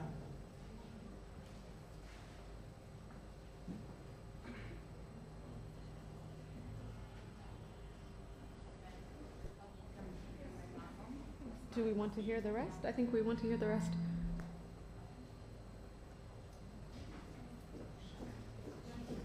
What's happening.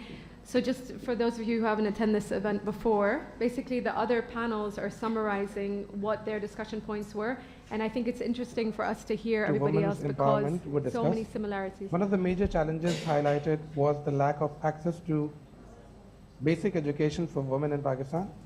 Additionally, women are also underrepresented in leadership roles and in government, which is a major concern. With almost 52% of the population being women, there's a need to provide more opportunities and equal representation to them in all fields, including government, education, and leadership. To achieve this, the government must incentivize organizations that have a higher gender diversity ratio and introduce quotas in organizations. The lack of data on the number of women in news journalism was also highlighted, with only about 5% women journalists based on membership of press clubs in Pakistan. This leads to a lack of female representation and a domination of newsrooms by men. Overall, there is a need for greater effort to empower women in Pakistan and ensure equal opportunities and representation in all spheres of society. Thank you very much. Thank you. I have a question for you because we discussed here VCs and whether they fund women. Well, they don't. We know that. They fund women to a very small percentage. What is the situation there? You as the national incubator in Karachi and in Pakistan, do local VCs support women's ventures more, hopefully, than they do? Okay, so what I'll do is I'll give I should not actually select So I'll give the mic to whoever would like to go first. We have Sana, we have Hira, Diana. Yeah, I think in the VC space, it's still a bit limited. We have one, interestingly, we have one VC who is a female-led, founded VC, but all their investees are somehow male, except one. So, except one, yeah. So the ratio is very low, but yeah, you know, more statistic. Yes, I think Hira very rightly said that only one VC firm led by two females, and I saw a beautiful post by her today morning only that, you know, how she just gave birth to a daughter and the journey so far. I think the overall investment in women-led startups is still very less and low. Yes, they encourage it a lot, but for some odd reason, you know, the number is very, very less. So even, let's say, if I talk about the startups incubated at NIC, yes, there are many startups, women-led startups like Zena's and many others who have won a lot of grants, but at least not at here at NIC, I have seen any women-led startup to, you know, come that far. I think Zeena, I would just give it to Zeena to add. Yeah, I think definitely the VC space in general is still quite nascent in Pakistan. It's just over the last 3 years that we've seen a lot of local and foreign funding in the VC space. So it's still very new. And I think as a female founder, raising capital is also, again, because it's dominated by men, it is a little bit of an intimidating space to step into. However, I would like to definitely add that there's a lot of programs that are being run both locally and internationally to get female founders ready for those VC-backed conversations, those VC-led conversations with accelerator programs, conversations with VCs.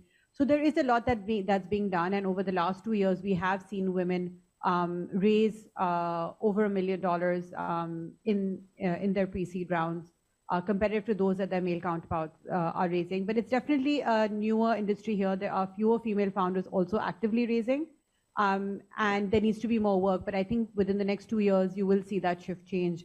A lot of VC funds have taken this seriously and are realizing the potential, just simply because of the fact that female population in Pakistan is so large that women-focused businesses are becoming more and more of a priority. So we will definitely see this trend change, and I'm hopeful about that. Thank you for that, and hats off to you. It's fantastic to know that this progress is happening in Pakistan. So well done. Thank you. And moving on now to Sweden. Can Maria Tiblin hear us? Yes, I hear you. Hello, Elizabeth. Hello, Maria. So, hello from the first Athena panel discussion in Scandinavia. We hope to be able to share important inputs from women to the corporate and academic world on how to improve gender equality on an organizational, national, and global scale. Here are the main points from our panel discussion at Malmö University. Sweden is a pioneer in implementing sexual education worldwide and is currently revamping it by renaming it Sexuality, Consent and Relationships to promote inclusivity and address structural views on sexuality through norms and behaviors. This is particularly crucial in a world where digital dating is a growing trend. Digital innovation and corporate strategy can mitigate the gender gap in divorce as traditional family structures evolve and divorce rates rise. With women taking the lead in divorce and facing financial strains, corporations must take responsibility for their employees in non-traditional family arrangements. In the tech industry, only 27% of the workforce are female. The industry has a bad reputation, making women not apply, while men also like to keep it like this.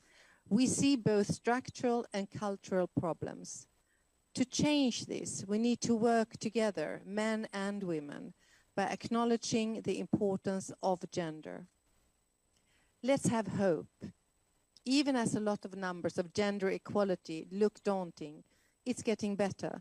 To increase the positive trend in an increasingly digital world, we can increasingly leverage communication and partnership in the corporate world to educate both women and men in gender equality. That was from Sweden. Thank you very much, Marianne. Thanks, big thanks to all your panelists and the Malmö University. I was myself very impressed when I heard that the university has introduced that field of sexuality studies. So I commend you, and I would like to know more, and we would like to have a panel specifically on that. I'm sure that it will be very important and very insightful. Thank you. And now moving on to the other London panel, hosted by the Evening Standard and Doug Wills and chaired by Don Alford, the chair of the Society of Editors. Can you hear us? Hopefully you can hear us. Can you hear me? Yes, we can. Okay. Now, you'll be pleased to hear that I didn't say a single word during the discussion.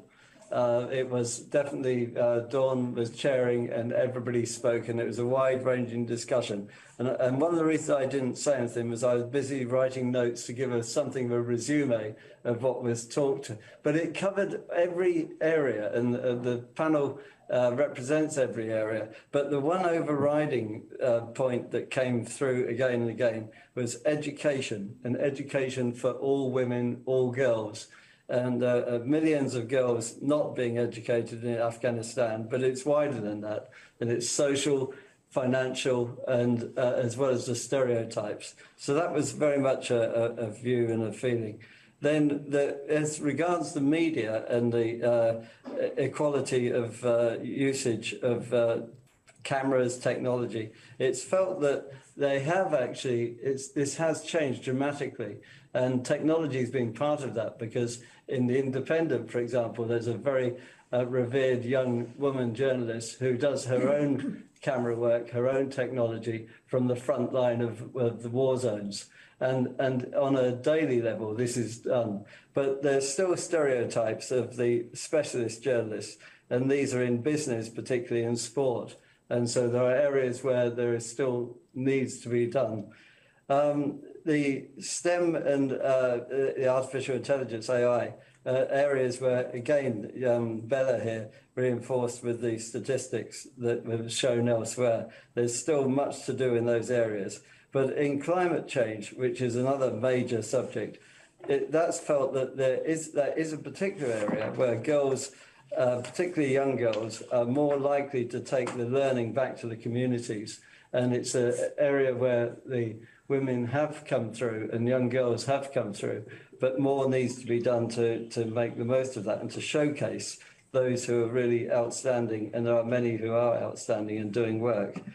The importance of continuous training was also brought out by Judith here, and this was something right through career, and along with networking, and for women to help other women once they go through the process and have gone through a career structure, and to go through. And that was felt to be something. But again, reinforcing something that's been said from Sweden, that the women to be on more boards, corporate boards, and to be interviewing panels, because they control the finance, and the finance often controls the resource, including education. So it's education for all, and we came up with where we'd like to be in 5 years. And I think the one that was overriding was elimination of fear, and that's a goal to achieve. Where we would like to be in 50 years' time. But I have a question for you, Doug. How does it feel to be the only man around the table? I'd like to say spoiled, but I don't think I have been. Thank you for the amazing work that you do, and for supporting Athena40 and women and gender equality. And thank you everyone for this fantastic panel. Yeah, and so if I can thank everybody here, and Dawn particularly for moderating a very intelligent and very skilled group of different people. Thank you. Thank you too, and we're now back in our room here at the Conduit Club, and time for live Q&A, which means that we have 10 minutes to hear from all of you and welcome your questions. Great, so bringing you all back into this room. I always find this end part interesting because you can see so many similarities, but actually this year there are quite a lot of differences also. So it is interesting to hear the Pakistani panel talk about access to capital and how, if you heard, they say there's one female VC, but all her investees are males. So Jordan, actually, we're ahead of that. Not that this is a competition, but you know, we have a Gender Lens Fund, and we have, I think even mySTARTUP has a lot of female-led startups. So I think we're doing well on that front. In London, they were talking about the corporate boards, and in Jordan, we have the Access to Boards program, which is another great thing that we're doing. And he also mentioned the elimination of fear, which is something that you raised, which is interesting. London also mentioned education, STEM, AI, how we have a lot of work to do on that, and we discussed that too. Some things that we didn't discuss, I don't think we would have, even if we had more time, was sexuality, digital dating. I don't know, do we want to talk about digital dating? I don't know. I've been married for 20 years, I don't even know what that means. And climate change, but perhaps we should have spoken more about climate change, because the nexus there obviously is clear. And I think if we had more time, we would have been speaking about refugees, because there are particular issues that face female refugees that we should have gone into further. Maybe we can do that now. So just to, I don't know, how much time do we have for Q&A? I don't know. 10 minutes, okay. So we're going to end, Reem, with your goals, because you didn't have a chance to speak. Then we're going to go here to our Harvard graduate. Yes, to end it on a high note or a positive attitude, and the initiative, we believe in, if you want change, be that force of change. And Jordan, the majority of it is youth. So it's a message to everyone, and it is one of our main goals. If you see something, go out and take action rather than waiting or blaming the other institution or those with big names to take the action and do that on your behalf. So our message is to always take that leap of faith and be that force of change. On that note, I'd just like to thank all the panelists for your time. It was amazing to hear your stories, and you're all role models for all of us.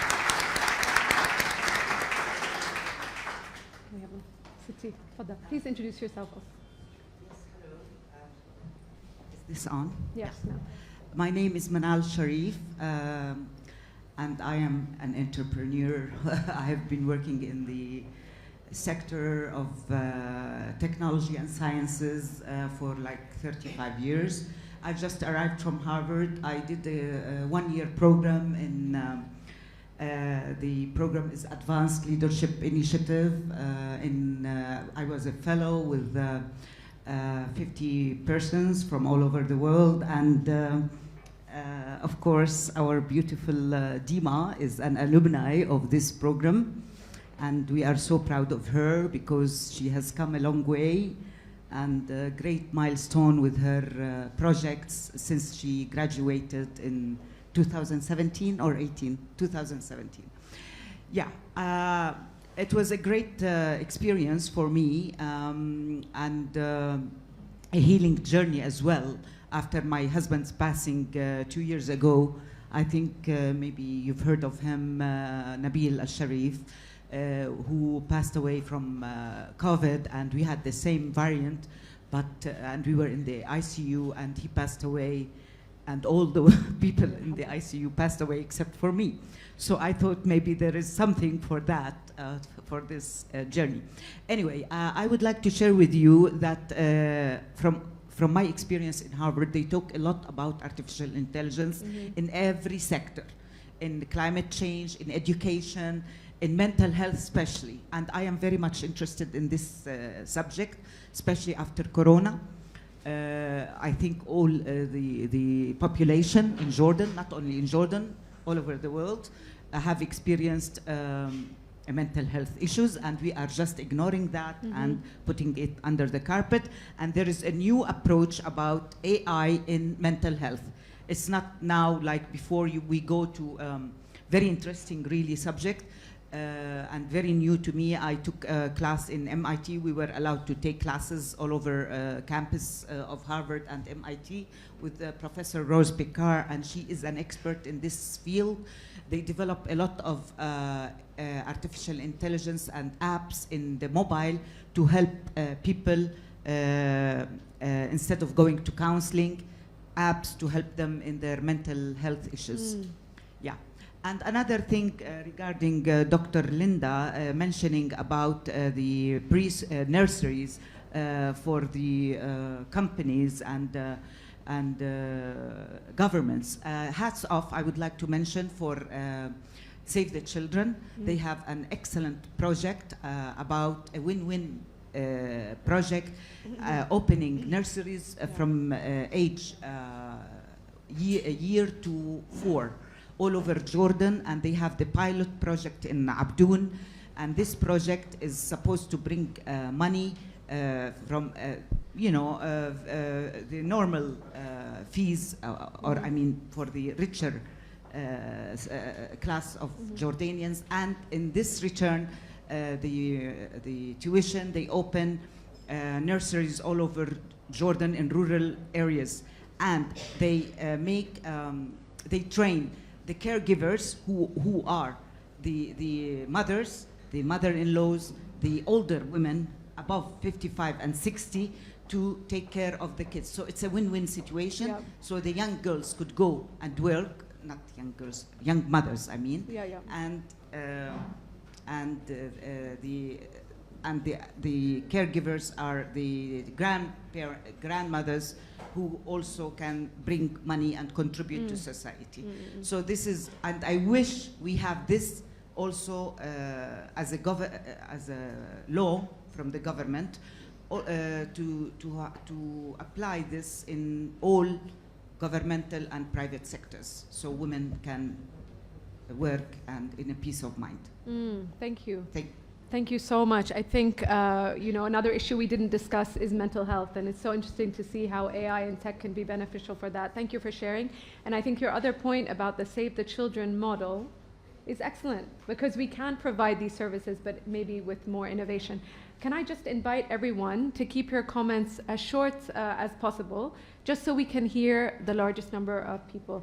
Sitti Reem, tfadali. In the discussion you had, Mary, you were talking about the bias, the gender gap, and so on, and what we can do through laws and legislation. But I think a major mechanism that can be used to overcome bias and gender gap is mentoring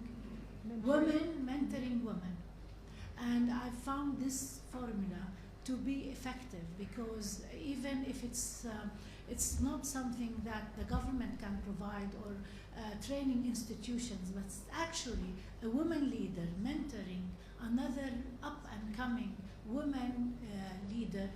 It has so much benefits, because through mentoring, the new leader learns to challenge assumptions, to start thinking outside the box. Even the senior, let's say, mentor leader can actually, from her experience, show the younger generation what should be done differently. Yeah. So I think mentoring, focusing women, mentoring women, is a great strategy. Absolutely. No, I agree. Thank you. And I just add, as a mentor, I learned so much from my mentees. So it's a win-win situation, like you were saying. I saw a hand there. Yes.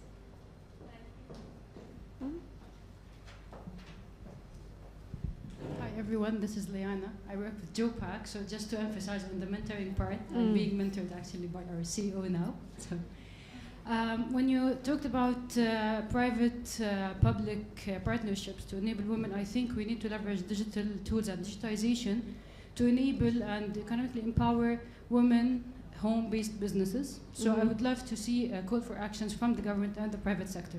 This is the shortest that I could do. So that's a and maybe to expand the sectors within which home-based businesses can. Please, تفضل, the first man, brave guy.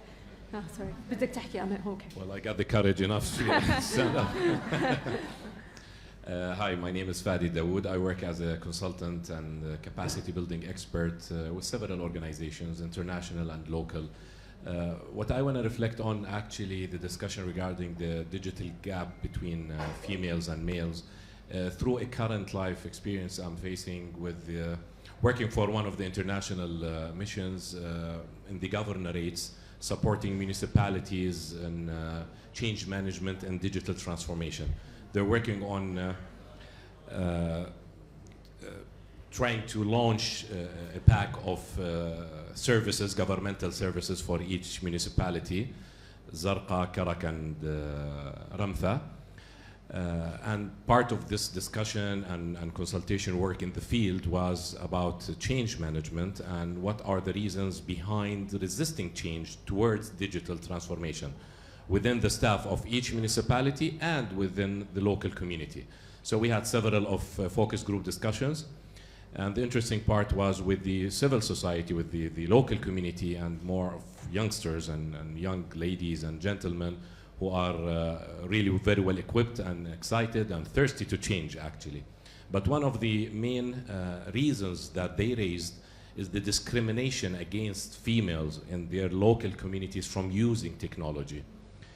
While the studies by Moody and others shows that the internet is spread across Jordan, females uses internet less than male, but smartphones are reachable up to 90% between urban and rural areas. But still, females are forbidden, or they resist, they are fought back, or they're challenged using technology, even to help their parents or to use their skills in supporting elderly people and using governmental services, because it's very low. Such a sad case or reality, which is not surprising, absolutely, but because of the misunderstanding or even the culture or the bad content that the internet offers, unfortunately, and males always worries about that, but we know that our children are exposed, we're exposed, everybody exposed. My point here, as long as we know this reality, why not we don't, whoever, I mean, starts kind of an initiative, whether it's the government through the Ministry of Education or schools or the private sector or NGOs, about safe surfing, how to be a safe surfer and how to access proper content, how to raise the awareness of communities about the privileges of being digitally equipped and skilled. We know that there's many digital skills that we need to train people on, and especially our youngsters, but again, how to be safe, what's the opportunities that you can gain by being such a kind of equipped person. Females need to know that, but males need to know that more in order to support the ease access of females to internet. Thank you. Yeah, thank you so much.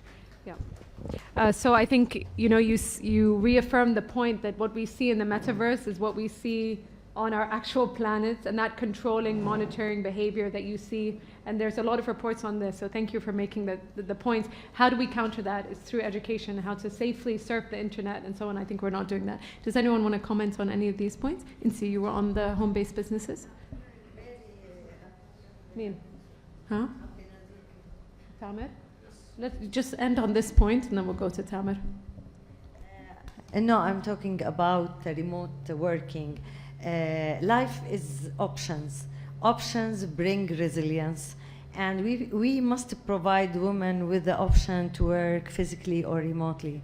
But my fear, my husband will never allow me to go to the work if I have the option to work remotely. For example, I'm just giving. So and كتير أكيد أحبته العافية.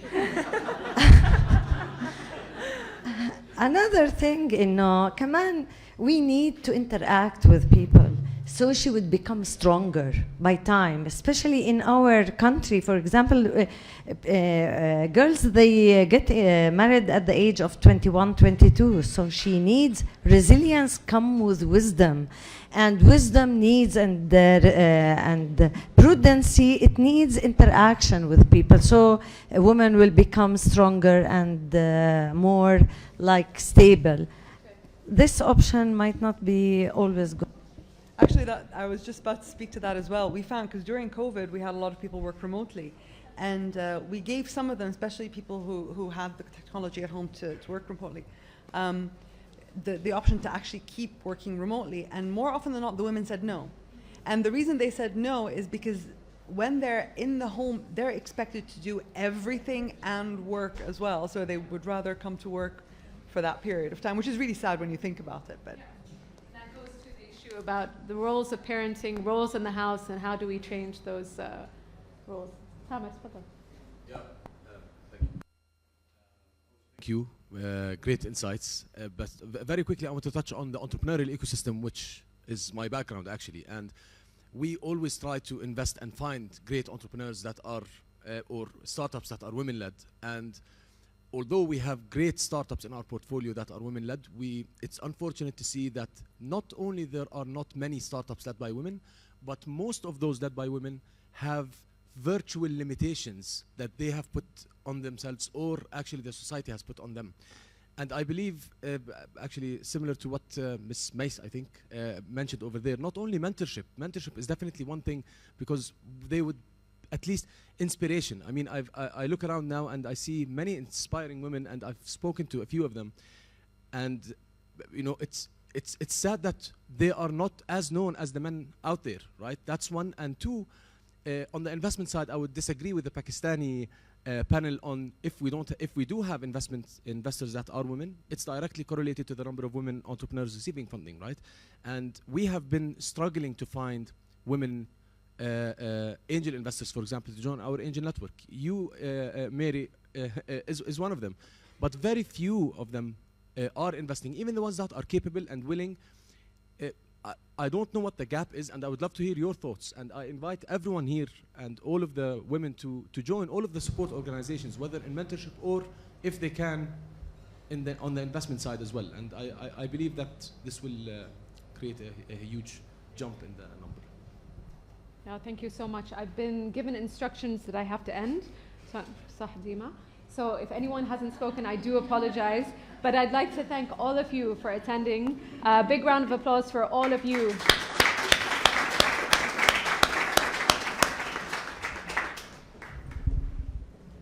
Rama?